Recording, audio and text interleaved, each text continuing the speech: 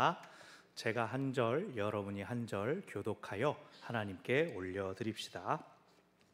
누구든지 소재의 예물을 여호와께 드리려거든 고운 가루로 예물을 삼아 그 위에 기름을 붓고 또 그 위에 유향을 놓아 아론의 자손 제사장들에게로 가져갈 것이요 제사장은 그 고운 가루 한 움큼과 기름과 그 모든 유향을 가져다가 기념물로 제단 위에서 불사를 지니 이는 화제라 여호와께 향기로운 냄새니라.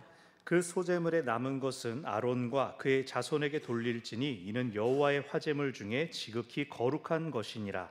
네가 화덕에 구운 것으로 소재의 예물을 드리려거든 고운 가루에 기름을 섞어 만든 무교병이나 기름을 바른 무교 전병을 드릴 것이요 철판에 붙인 것으로 소재의 예물을 드리려거든 고운 가루에 누룩을 넣지 말고 기름을 섞어 조각으로 나누고 그 위에 기름을 부을지니 이는 소재니라. 네가 냄비의 것으로 소재를 드리려거든 고운 가루와 기름을 섞어 만들지니라. 너는 이것들로 만든 소재물을 여호와께로 가져다가 제사장에게 줄 것이요 제사장은 그것을 제단으로 가져가서 그 소재물 중에서 기념할 것을 가져다가 제단 위에서 불사를 지니 이는 화제라 여호와께 향기로운 냄새니라. 소재물에 남은 것은 아론과 그의 아들들에게 돌릴지니 이는 여호와의 화제물 중에 지극히 거룩한 것이니라.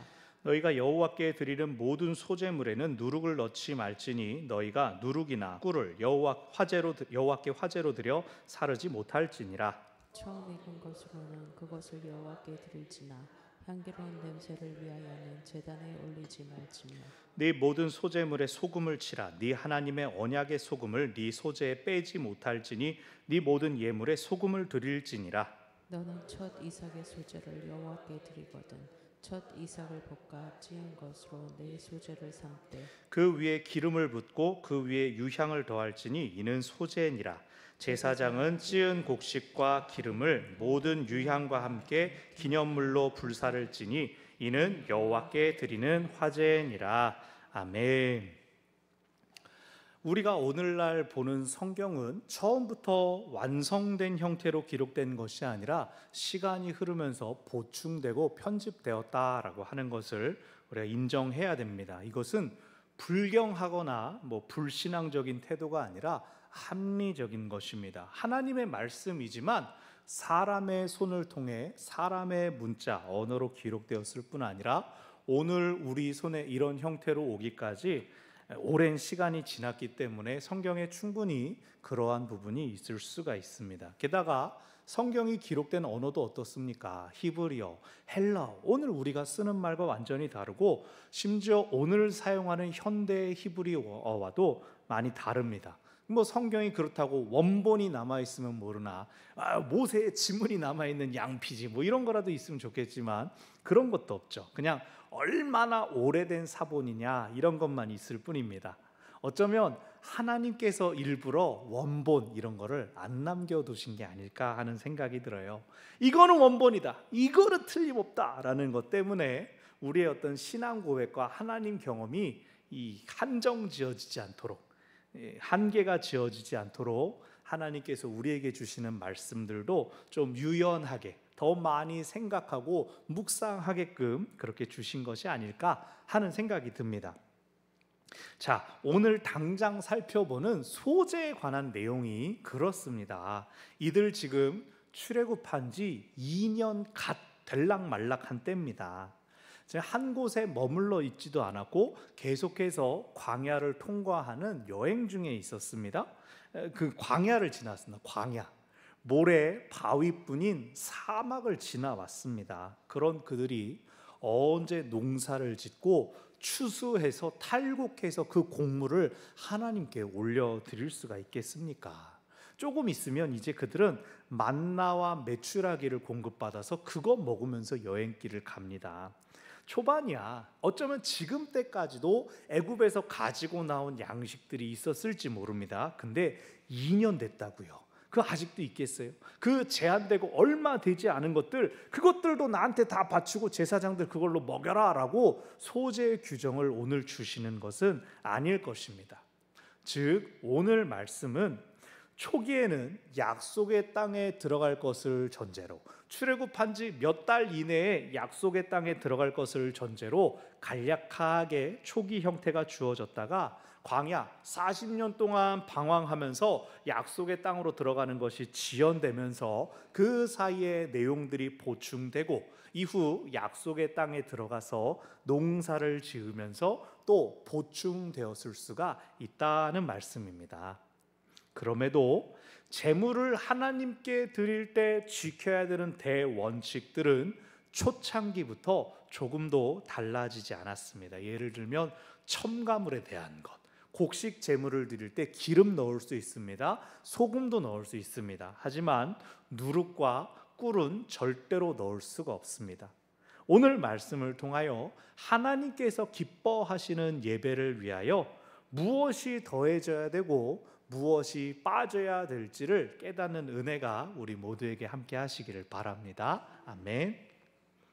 지난 시간에 살펴본 번제는 동물로 드리는 제사였습니다. 그리고 오늘 본문은 곡물, 곡식으로 드리는 제사를 말하고 있습니다. 창세기에 보면 이렇게 동물로 제사 드리고 곡식으로 제사 드린 형제가 나오죠. 유명한 가인과 아벨입니다. 자기들이 했던 걸로 농사 짓고 또 키웠던 것으로 제사를 드렸죠. 가인은 땅의 소출을 가지고 또 아벨은 자기가 키운 양 중에 첫 새끼와 기름으로 제사를 드렸을 때 하나님이 이제 아벨의 제사만 받으셨다. 그래서 농담으로 하나님도 역시 고기를 좋아하시죠. 뭐 이런 거 얘기하지만 오늘 말씀을 보면 하나님이 곡식은 안 받는 분이 아니시죠. 신약의 히브리서 기자에 의하면 아벨은 믿음으로 제사를 드렸을 때 하나님께서 받으셨다라고 합니다. 그렇다면 가인은 하나님 앞에 드리는 마음의 준비가 부족했구나라고 우리가 생각할 수 있죠.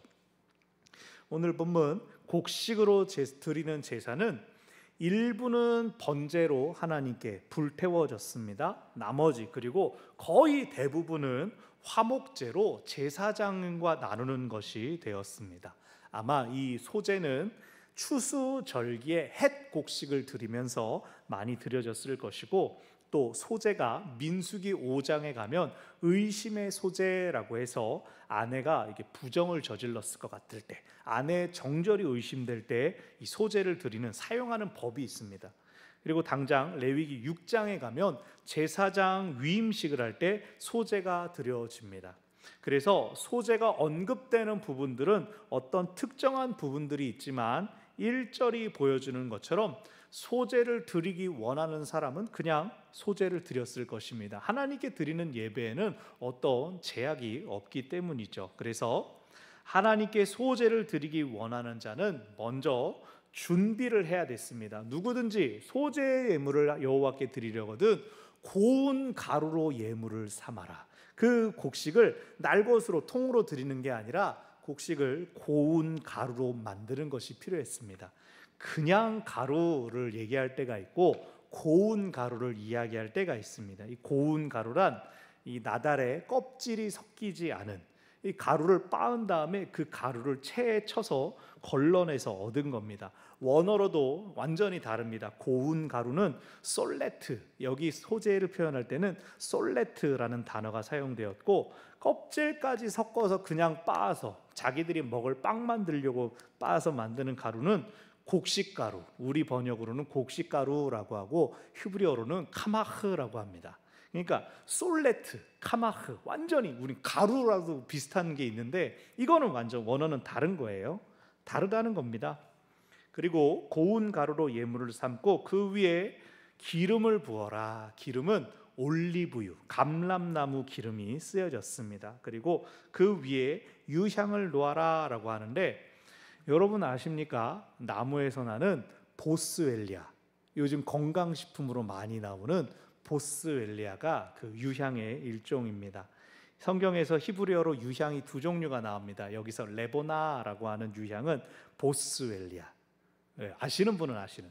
관절에 제가 홍보하는 건 아니고 보스웰리아를 검색했더니 막 약이 쭉쭉 나오더라고요. 관절약 뭐 그게 나오는데 그리고 또 히브리어로 초리라고 하는 게 있습니다. 초리는 발삼나무에서 추출된 것인데 원래 이 팔레스타인 건 아니고 수입해서 들어온 겁니다. 그러니까 유향이란 어떤 것이냐? 향이 있으며 또 몸에 좋은 효능도 있더라. 약으로도 쓰이더라. 그래서 소재 위에 유향이 들여졌다는 것은 이 소재를 더 값지게 만드는 역할을 했다라는 뜻입니다. 다만 이 유향은 모든 소재에 무조건 들여졌다기보다는 2절을 보면 번제로 드릴 것 위에 유향이 뿌려졌다라는 것을 알 수가 있습니다. 이 유향이 지성소에서 피우는 향의 재료이기도 하거든요. 그래서 한 사람이 소재로 고운 가루를 가지고 오면 한 움큼을 집어다가 기름을 붓고 유향을 붓고 그 다음에 그거 움큼 덜어낸 만큼이 기념물로 제단 위에서 불살라지는 것입니다. 여기 나오는 기념한다라는 것은 하나님의 은혜를 기억한다라는 뜻입니다. 번제가 무슨 뜻입니까? 완전히 다 불태워 없애서 사람의 몫을 남기지 않는다는 것이죠. 그래서 예배 드린다라고 하면서 내 거 남겨놓고 예배 드리는 것은 하나님을 기만하는 겁니다. 우리가 전심으로 온 힘을 다해서 예배하는 우리 모두가 되기를 바랍니다. 아멘. 3절 소재 중에서 이렇게 한 움큼 화제로 드린 다음에 나머지는 다 아론과 제사장의 몫으로 예배자가 누군가와 나누는 제물은 화목제의 일종이라고 할 수 있습니다. 그러면서 이 3절 끝에 여호와의 화제물 중에서 지극히 거룩한 것이라고 한다라고 하는데 히브리어로는 코다심입니다. 코다심. 이게 거룩하고 거룩하다라고 해서 진짜 그냥 거룩한 게 아니라 거룩하다 또 거룩하다라고 하는 지극히 거룩한 것입니다.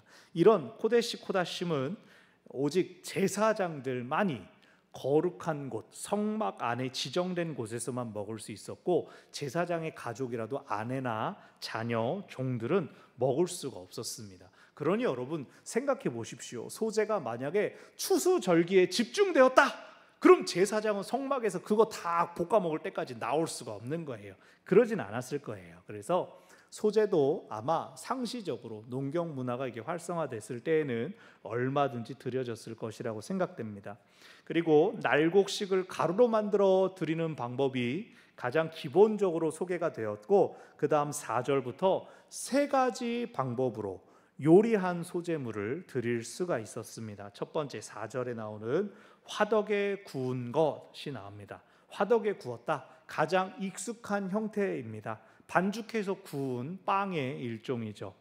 팔레스타인 사람들은 여러분이 이제 뭐 다큐 같은 거 보면서도 보셨겠지만 아궁이가 있고 아궁이에 이제 위에 보통 그릇을 올려서 쓰긴 하지만 그 아궁이에 연기가 빠져나가도록 연통이 쭉 길게 있습니다. 그 연통에다 반죽을 납작하게 이렇게 착 붙여가지고 굽는 게 이 화덕에 굽는 그러한 모습입니다. 누룩을 쓰지 않았기 때문에 납작콩했을 것입니다. 누룩을 왜 넣지 말아라 라고 했는지 그 이유는 나오지 않지만 우리가 생각하기로 누룩이 들어가면 부풀어 오르죠. 원래의 크기를 속일 수가 있습니다. 그리고 첨가물이 들어가게 되면 빨리 상하게 되기 때문에 금하는 것으로 보입니다. 두 번째 5절을 보면 철판에 붙인 것으로 드릴 수 있다. 그 흑설탕 없는 호떡이나 쿠키 같은 걸 떠올리면 됩니다. 화덕에 붙인 건 그나마 좀 쫄깃쫄깃, 뭐 누룩이 없기 때문에, 이스트가 없기 때문에 좀 딱딱하긴 했지만 그보다도 철판에 구우면 더 단단해졌을 겁니다. 바삭했을 겁니다. 6절을 보면 그것을 조각으로 나눴다라고 하니까 아마 그릇 크기만큼 넓게 철판에다 한 다음에 조각을 내서 피자 조각처럼 잘게 해서 깨트려서 드렸을 것으로 생각할 수 있습니다. 세 번째는 냄비의 것으로 드리는 소재가 있습니다. 냄비는 뚜껑이 있는 이제 깊은 그릇을 이야기하는데 아마 수제비가 아니고 기름으로 튀겨냈을 것이다. 그러니까 뒤로 갈수록 점점 바삭해지는 거예요. 근데 무슨 형식이 따로 고집되는 건 아니고 뭐가 의미가 있는 게 아니라 네가 드리려거든, 네가 드리고 싶은 마음이 있으면 그렇게 드려라 라고 하는 것입니다. 8절부터 9절은 다시 처음의 진술로 돌아가서 이렇게 세 가지 방법들 중에 하나로 만든 소제물을 가지고 제사장에게 주면 일부를 취해서 기념할 것으로 제단에서 불살라 화제를 드렸다. 앞에 1절부터 3절에 나온 얘기가 다시 반복되는 겁니다. 그래서 이 부분이 아마 시간이 지나면서 살이 붙여진 부분일 것이다. 10절, 나머지는 제사장들이 취합니다. 역시 코데시 코다심, 지극히 거룩한 것이다. 11절부터 첨가물에 대한 규정이 나옵니다. 누룩 넣지 말아라. 그리고 꿀도 화제에는 넣을 수 없다라고 이야기합니다. 화제, 여호와께 드릴 때는 거기다 꿀을 넣지 말아라 라고 합니다. 여기 성경에 나오는 대부분의 꿀들은 과일즙을 의미합니다. 과일에서 나온 잼이나 달달하게 된 것을 의미합니다. 성경에서 벌꿀도 나옵니다. 그런데 벌꿀이라고 명시된 건 사사기에서, 사자 시체에서 이 삼손이 꿀 딸 때, 그때 이제 벌집에서 나온 꿀, 그렇게 명시되는 경우가 있지만 다른 성경의 다른 부분은 대부분 데바쉬라고 해가지고 단 것이라고만 얘기를 합니다. 꿀이라고도 안 해요. 그냥 당분, 달달한 거 이렇게만 얘기를 하니까 뒤에 이제 번역을 하면서 이게 꿀 얘기를 하는 건가? 설탕인가? 뭔가? 과즙인가? 근데 일반적으로 가장 많이 쓰이던 것은 이 과일에서 나온 것이다. 특히 대추야자 열매에서 나온, 여러분 드셔보셨죠? 우리나라에 있는 웬만한 단 것보다도 훨씬 단 게 대추야자 열매에서 나온 그 꿀입니다. 꿀과 똑같습니다. 대추야자 즙으로 만든 거. 그 젖과 꿀이 흐르는 땅도 마찬가지입니다. 젖과 달콤한 것이 흐르는 땅, 그래서 대추야자가 많은 땅이라고 보기도 합니다. 벌꿀은 옛날에도 사치품이었습니다. 벌 따고 옛날에 양봉이 얼마나 있었나요? 그런데 과즙은 일상 사람들이 많이 쓸 수 있는 기본적인 감미료였습니다. 요즘 오늘날 우리 집에 소금, 설탕 다 있는 것처럼. 근데 그 과즙을 제단에서 불살르면 어떻게 되겠어요? 끈적하게 되고 타버리겠죠. 그래서 화제는 하지 말라라는 뜻은 니들 먹을 때는 쓰라라는 것으로 보기도 합니다. 왜 아까 말씀드린 것처럼 누룩처럼 왜 꿀도 화제에는 쓰지 말아라 나오지 않지만 그냥 가장 큰 이유는 곡물을 변형시킨다라는 겁니다. 하나님께 있는 모습 그대로 그냥 굽기만 해서 올려드려야 되는데 누룩이 들어가고 꿀이 들어가면 그 원래 상태가 변화된다라는 겁니다. 두 번째 이유가 있습니다. 이방제에서는 누룩과 꿀이 모두 다 사용됐습니다. 부풀리고. 왜냐하면 이방제인은 다 드린 다음에 자기들이 먹을 거기 때문에 제사상하고 비슷한 개념입니다. 자기들이 먹고 싶은 거 맛있게 먹을 걸 다 차리기 때문에 하나님께서 일부러 나는 그렇게 하지 말아라, 이방제의로부터 그들을 구별시키려고 하셨다라고도 봅니다. 그런데 12절 누룩이 가능한 경우는 처음 익은 것을 드릴 때의 경우입니다. 처음 익은 것으로 만드는 빵에는 누룩을 넣을 수도 있다. 처음 익은 것으로는 그것을 여호와께 드려라라고 지금 이야기를 하고 있죠. 왜냐하면 처음 익은 것은 화제로 드리지 않습니다. 처음 난 결실을 드리는 것은 거제 혹은 요제. 거제는 이렇게 들어올리는 것이고 요제는 이렇게 흔드는 것입니다.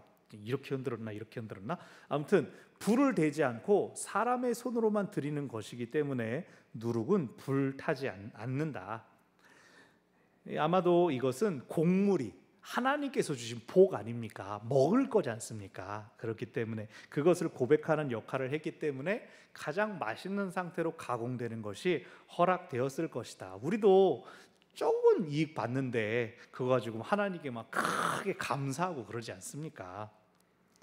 13절, 소제물에 누룩과 꿀은 넣지 말지만 소금은 쳐라라고 합니다. 소금은 우리나라가 워낙 잘 쓰고 있죠. 부패를 막아주기도 하고 또 고대 근동에서는 결속을 다지는 의미로 함께 소금을 퍼 먹었다고 해요.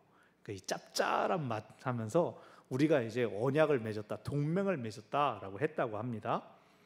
이 고대 근동에서도 소금을 통해서 그 원물이 변형되지 않고 보존되도록 하는 역할을 했다라는 겁니다. 그러면서 14절에서 언약의 소금, 13절이군요. 13절에 언약의 소금이라는 표현이 나오는데, 하나님과 당신의 백성들 사이의 언약은 소금으로 보존된 것처럼 변하지 않을 것이다, 영속적일 것이다 라는 뜻입니다. 이제 14절에서 첫 이삭의 소재가 나옵니다. 이 지금 계속 뒤에 나오는 건 확장되는, 소재에 대한 확장되는 이야기들입니다. 첫 이삭이라고 번역된 비쿠림은 히브리어로는 비쿠림이라고 하는데, 곡식뿐 아니라 과일까지도 포함하는 말이지만 여기 소재에 대한 것이기 때문에 과일이 아니라 곡식만 나옵니다. 그러니까 첫 이삭을 볶아서 찌은 것, 가루를 내 가지고 소재로 삼아라. 15절 역시 기름, 유향 더해지고 16절 화제로 하나님께 올려드린다. 그래서 첫 수확물을 하나님께 바침으로써 내 모든 것이 하나님의 것입니다 라고 고백하고, 이후의 것은 하나님 마음대로 쓸 수 있도록 허락받았다라고 그렇게 여기는 겁니다. 11조와 비슷하죠. 10분의 1 드리고 10분의 9는 하나님이 우리 삶을 위해서 허락해 주셨다. 그래서 이 소재 역시도 하나님의 주권을 인정하고 고백하는 굉장히 중요한 제사입니다. 자, 오늘 우리가 생각할 것은 앞에 말씀드렸던 것처럼 예배에 꼭 필요한 것이 있고 불필요한 것이 있다. 제가 어저께 우리 서울 시찰에 참석했습니다. 또 우리 원로 목사님께서 말씀을 전해 주셨어요. 시찰 회원들 하면 다 목사님들 그리고 장로님들이십니다. 근데 예배 중에 자꾸 어디서 까톡 계속 들려오는 거예요. 사람들이 가득 차 있고 다 중직자들이고 담임 목사님들이시네. 어디서 이제 까톡 소리가 나면 아이고 나는 껐나? 그러면서 자기 핸드폰 괜히 꺼내 보잖아요. 분명히 껐는데 이 분위기가 막 그러죠. 까톡 소리가 났으면 빨리 끄든가 해야 되는데, 아마 제 생각에는 답을 보내는 것 같아요. 왜? 저 지금 시찰회 중입니다. 그럼 상대방이 알겠습니다. 까톡! 2번씩 울리는 거예요. 소리가. 왜 연달아 울리니까 한 자리에서 계속 똑같은 까톡. 근데 여러분, 우리가 예배 중에 일부러 막 불필요한 것을 갖고 와가지고 옆에다 쌓아놓고 그러고 예배하는 사람은 없을 거예요. 일부러 나 이따 시찰회 가니까 그때 꼭 연락해라? 누가 그렇게 했겠어요? 우리는 예배 때 무엇이 필요하지 않은지를 사실 알고 있다는 겁니다.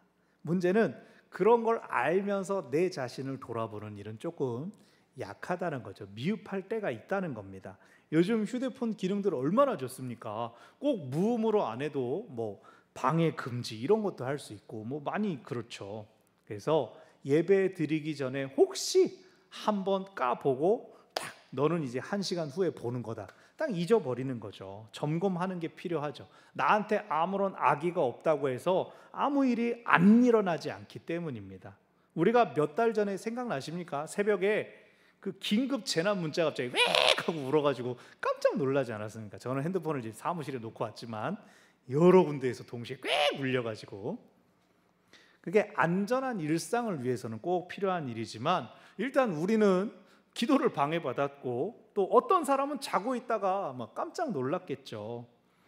그나마 뭐 이 재난 문자 같은 건 사고가 나면 또 필요한 것이니까 참을 수 있지만, 예를 들어 예배 때 그런 사고들이 있죠. 막 소리가 켜진 상태로 유튜브 틀어보거나 문자, 카톡 울리는 거, 이런 거 다 명백히 실수 때문에 다른 사람의 몰입을 방해하는 것이라고 할 수가 있습니다.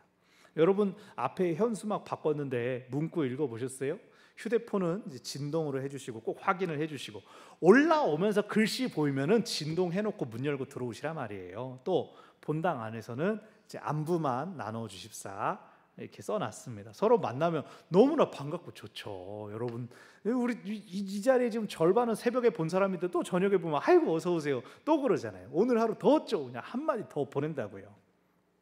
하지만 예배당은 하나님만 반가워하자는 겁니다. 그 뜻으로 앞에다 써놓은 겁니다.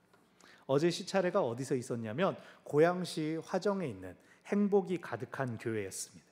우리 여석구 목사님께서 아파트 상가에 개척을 했는데 2008년인가 9년에 개척해서 지금까지 오는 동안 이 지하층 전체를 다 샀어요.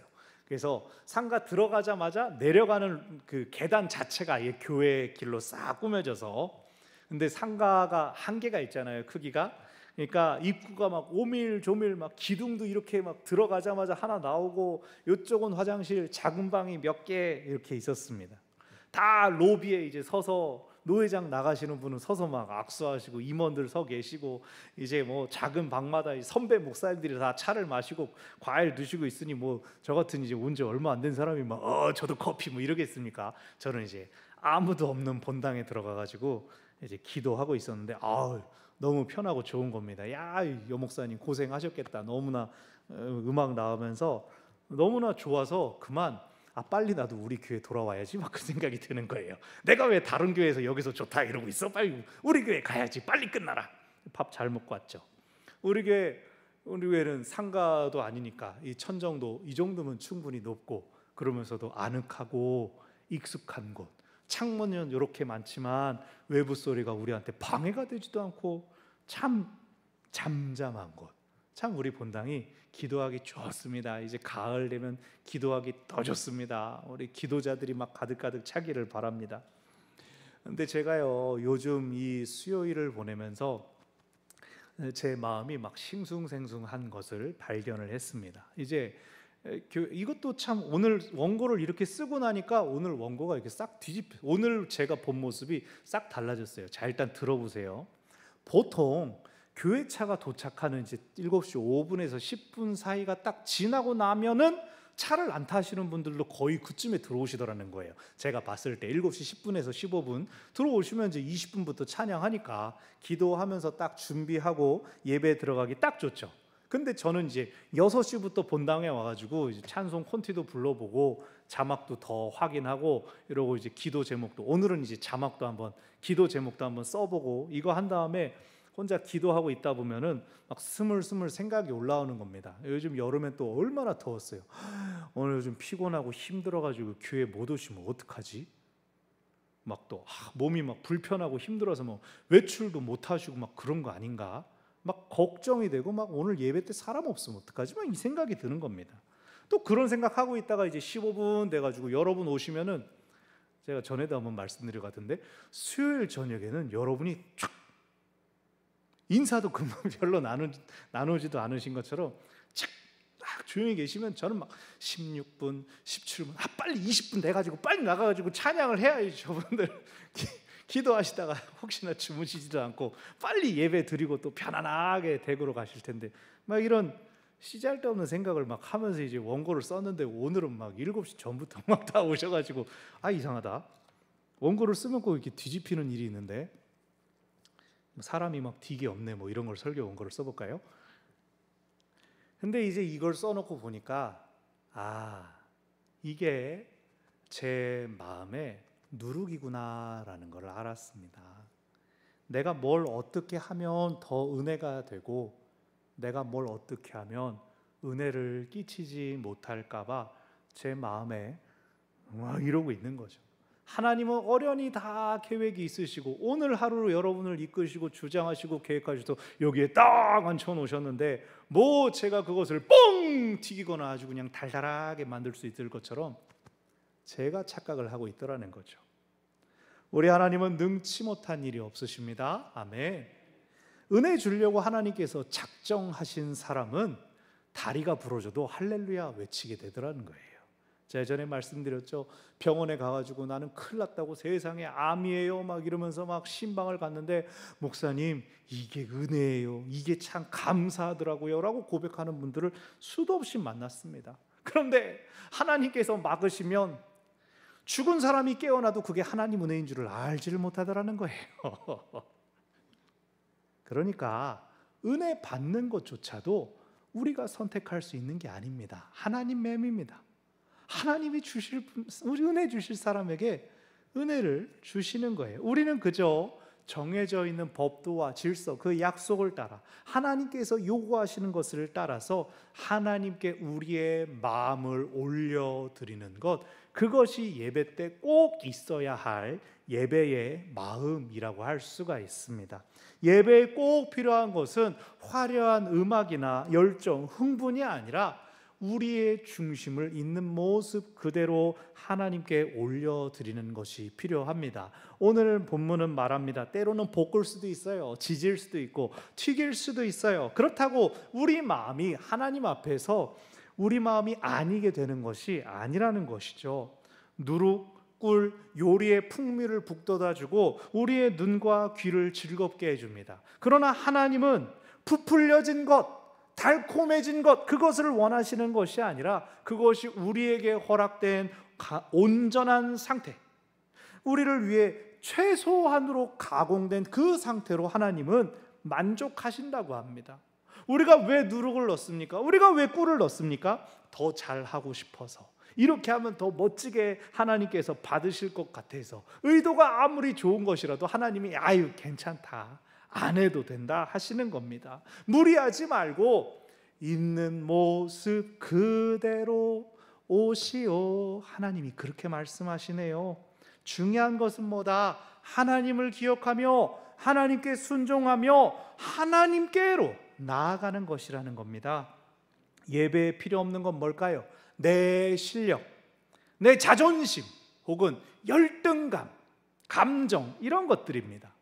하나님과 상관없는 것들은 과감하게 내려놓고 나를 위한 것들 다 버려두고 오직 하나님 바라보며 오직 하나님 높여드리는 것, 그것으로 충분하다는 겁니다. 자, 말씀을 정리합니다. 우리가 마지막에 불렀던 이 찬양의 열기, 이 노래는 아직요, 전에도 소개해드린 적이 있었어요. 얘기가 좀 길어서. 이 노래를 지은 분은 영국의 찬양 사역자인 매트 레드만이라는 사람입니다. 24살 때 찬양 사역자로 섬기는 교회에서 이 노래를 만들었는데, 그가 섬기던 교회 목사님이, 담임 목사님이 어느 날 고민을 합니다. 우리 예배가 너무나 형식적인 것 같다. 우리 예배가 너무 사람 중심이 된 것 같다. 우리가 예배를 평가할 뿐만 아니라 우리가 예배의 소비자가 된 것 같다. 오늘 찬양 좋았는데? 오늘 내가 좋아하는 찬양이 아니야. 별로였어. 예배를 소비하고 있는 게 우리에게 문제가 됐다. 이 본질을 회복해야겠다. 매트, 이제 예배팀 서지 마. 우리 찬양팀을 아예 빼버리자라고 해버린 겁니다. 그래놓고 예배 시간은 경배와 찬양이 있었습니다. 딱 시간이 되면 예배팀이 없으니까 다들 꿈뻑꿈뻑 이러고 있는 겁니다. 일주일, 2주일, 목사님이 선언한 게 있으니까 다들 그러고는 있는데, 물론 목사님은 막 예배란 어떤 것인가에 대해서 히브리서의 찬미의 제사를 항상 드리자 막 이런 것들을 설교는 했는데, 성도들이 어떻게 해야 되나 꿈뻑꿈뻑 이러고 있었어요. 2주 동안 막 사람들이 어색하고 술렁술렁 하다가 3주차가 되니까 목사님, 이러다가 성도들 다 떠나요. 뭐라도 해야 되지 않아요? 라고 얘기를 하는데, 목사님은 하나님을 예배하는 걸 잊어버린 교회라면 없어지는 게 낫습니다.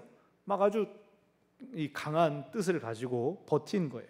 그런데요, 그런 상황이 계속되자 어느 주간에 경배와 찬양 시간이 됐는데 한 사람이 말하는 겁니다. 주님, 감사합니다. 그랬더니 다른 사람도 주님, 감사합니다. 입을 열어서 감사의 고백을 하고, 또 어떤 사람은 시편의 말씀을 읽기 시작했습니다. 시편이 여호와를 찬양하라, 할렐루야 많이 나오지 않습니까? 그러다가 누군가가 한쪽에서 찬양을 부르기를 시작했습니다. 아무 반주도 없는데 혼자 찬양을 부르니까 다른 사람들도 아는 찬양을 따라 부르는 겁니다. 가사를 띄워주지 않아도, 음악이 없어도 아는 만큼 찬송을 부르고, 그 찬송이 끝나자 또 다른 사람이 또 다른 찬송을 부르고, 그렇게 진정으로 예배하는 것이 그들 가운데 일어났다고 합니다. 그때 목사님이 매트, 이제 당신이 이 찬양을 인도해 줄 때가 됐습니다. 하지만 기타를 들고 먼저 시작해 주시오. 아무것도 없이 우리가 이 본질적인 것을 끝까지 잡고 갈 수 있도록 그렇게 해 주십시오. 그랬을 때에 매트 레드만이 만든 노래가 바로 이 찬양입니다. 찬양의 열기가 모두 끝나고 난 다음에 사람들이 막 감정적으로 흥분되고 고양돼서 노래를 부르면서 이것이 예배지! 라고 했을 때에 그것이 모두 가라앉고 예배의 자리에 나아봤을 때, 하나님이 원하신 것은 잘 짜여진 콘티와 음악이 아니라 우리 중심으로 드리는 예배를 받으시더라. 이 나중에 제가 뭐 유튜브든 뭘 통해서든 이 직접 그 목사님이 간증하시는 영상을 한번 공유를 해드리겠습니다. 우리가 그 말씀, 오늘 이 말씀을 기억하면서 참으로 우리의 충심을 다해 드리는 예배, 하나님께 드리는 예배가, 물론 피곤하고 지친 가운데 수요일 날 와서 노래 한번 부르고 박수도 치고 그것도 다 좋은 뜻이지만, 하나님을 간절히 찾고 구하는 예배, 우리의 중심으로 나아가는 예배, 그렇게 우리가 하나님 앞에 올려드릴 수 있으면 좋겠습니다. 우리 찬양의 가사를 쭉 생각하면서 함께 이 찬양 부르고 또 같이 기도하겠습니다.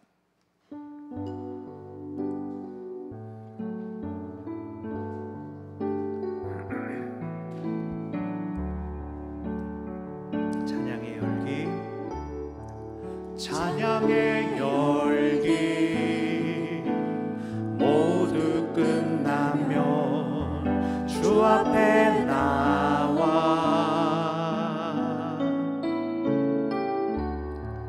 더욱 진실한 예배드리네. 주님을 향한 노래 이상의 노래, 내 맘 깊은 곳에 주께서 원하신 것, 화려한 음악보다 뜻없는 열정보다 중심을 원하시죠. 주님께 드릴 마음의 예배, 주님을 위한, 주님을 향한 노래, 중심 잃은 예배 내려놓고 이제 나 돌아와 주님만 예배해요. 2절입니다. 영원하신 왕, 영원하신 왕, 표현치 못할 주님의 존귀,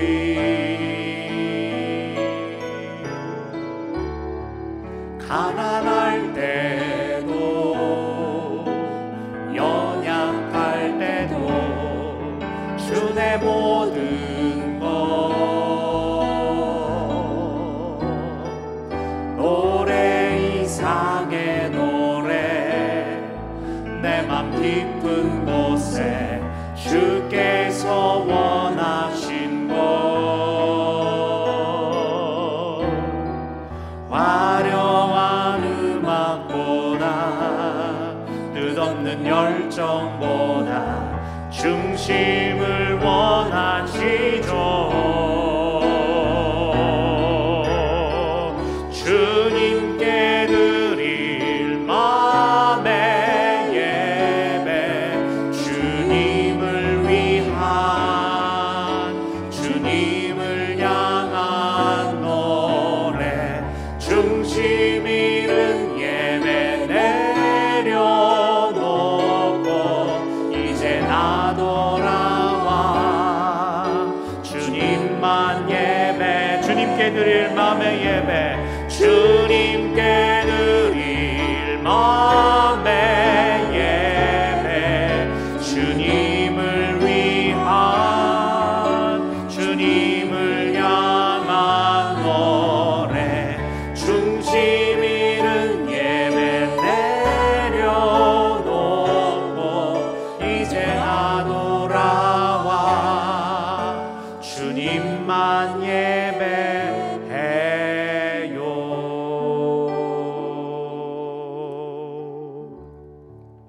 주님, 우리에게 예배의 마음을 회복시켜 주시옵소서. 우리를 있는 모습 그대로 받으시기를 기뻐하시는 하나님 앞에 나온 우리들, 우리의 예배를 받아주심을 감사드리며 또한 우리의 삶이 하나님께 가감없이 드려지는 영적 예배가 되게 하여 주시옵소서. 참으로 저희를 있는 모습 그대로 사랑하시고 아끼시고 돌보시는 그 하나님의 마음에 응답하는 저희들의 중심을 올려드리는 그러한 예배의 삶을 살게 하여 주시옵소서. 소리내어 우리의 결단을 기도합니다. 고마우신 하나님 아버지, 오늘 이 시간 이 자리 인도하신 하나님의 은혜, 하나님의 능력 감사드립니다. 하나님이 우리 예배의 주인이시며 오늘 우리에게 알려주시고 들려주신 것들, 우리 각자의 마음속에 깨달아진 것들, 그것들을 간직하면서 하나님께 예배의 삶으로 살아나가는 저희들이 되게 하여 주시옵소서. 성전에 나올 때에, 귀한 예배당에 나올 때에 불필요한 것들 모두 내려놓고 우리를 채워주실 하나님을 간절히 바라는 하나님을 향한 갈망들이 우리 안에 채워지게 하여 주시옵소서. 또한 성전을 떠나가 우리 삶으로 살아갈 때에 우리의 삶을 영적 예배로 받으시는 그 하나님 기억하며 주여 나를 받으소서, 주여 나를 이끄소서, 주여 나를 붙드시고 주장하여 주시옵소서.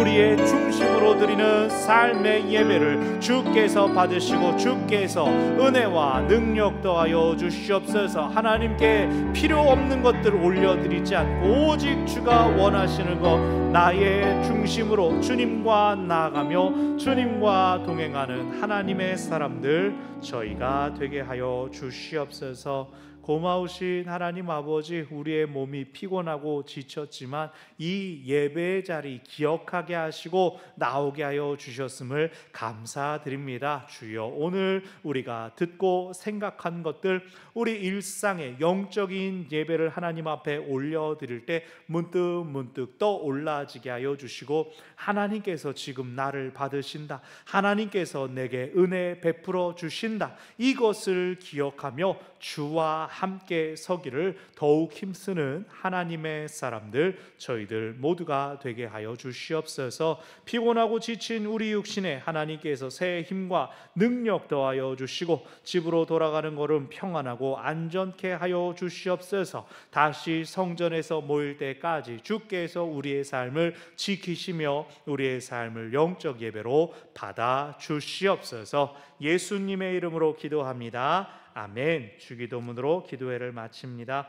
하늘에 계신 우리 아버지, 아버지의 이름을 거룩하게 하시며 아버지의 나라가 오게 하시며 아버지의 뜻이 하늘에서와 같이 땅에서도 이루어지게 하소서.